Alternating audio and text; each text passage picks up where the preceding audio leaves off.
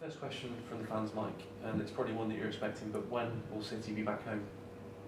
So we will, all the plans are that we will be back home for the season after next. One more season away from Gloucester and then back into to our own stadium. We need that. The club can't survive indefinitely away from home. So everybody from Eamon, Zona down is planning on that assumption and working very hard to deliver that. Someone's asked, when will the meetings between yourself and Eamon McGurk start? So obviously we announced that and then we had Christmas in the way, but Eamon and myself are ready now, so we'll get a date together and get a group of people. I think we're obviously going to do this regularly, and we want to get in each meeting a whole range of sort of different opinions, so that you could invite a very tame audience and have a very tame conversation, and that achieves nothing. So we want people who've got concerns, we want people who will ask the questions, and Eamon will give them full and frank disclosure on what the situation is. It takes a lot to go past Tom, really, because just sheer enthusiasm and commitment and hard work. But going way back, I always enjoyed watching Doug Foxwell play. A really classy player. Brian Hughes was a classy midfielder. We've obviously had some great strikers over the years, Kim Casey going back.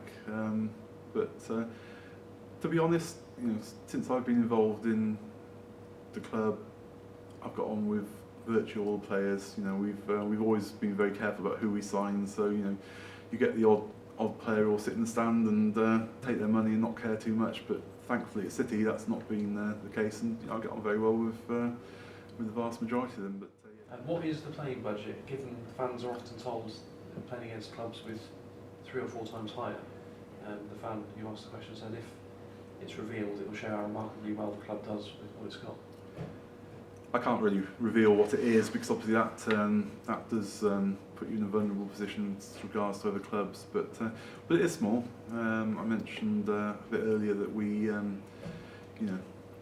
generally have this little dance of chairman where you try and find out what everyone's paying. I mentioned the example of the one player who was the guy was embarrassed about how much he's paying him, but it would have made him our second highest player. There was a few years ago an example of another club, also not in our league anymore, where they had a player who was on very nearly our entire playing budget and management budget as well, actually. So we are probably in the bottom 2 in terms of budget, but it doesn't mean you can't compete. It just means you have to do it a different way. I'm very proud to be chairman. Most of the time I enjoy it. Some of the time it's pretty horrible, to be honest. But you couldn't do this job with a lot of support from a management board, and I've got some really fantastic people on my management board, and a supporters trust who is very supportive as well. Clearly, we need a financial input as well, and Eamon and others have to input into the finances of the club to keep it stable. But enjoying it, yeah, I'm very proud to be chairman. I mean, as I said, we. I initially came in as interim chairman, then about this time last year we said we'd drop the interim because it doesn't look good when you're talking to businesses, because if they weren't talking to me and they think, well, if he's going to be gone tomorrow, then who am I going to be dealing with? But at the end of the day, if somebody else comes along who's better at the job than me, I don't need to be chairman. I can go and do anything really, including going back on terraces and being a fan. That's not a problem. But I think I'm very confident we'll stay out this season. We had a difficult start to the season. We had a few players out of form, we had a few injuries, we didn't make a good start, and all of a sudden you are under pressure, and there's no doubt about that. I think our away performances have been exceptional in the last month. We have signed a few new players, and we are now looking like a better footballing side. Home form's still a worry, and we're working hard on that to try and start picking up more points at home. But I think as a squad, we have got the best squads that we've ever had. People might ridicule that when you're only 4 points off the relegation zone, but as a squad, I think we've got some really talented players there.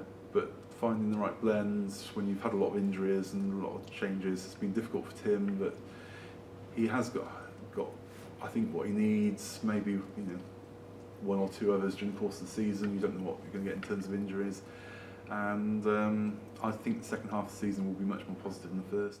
So the plans that the fans have seen are the plans which will go in.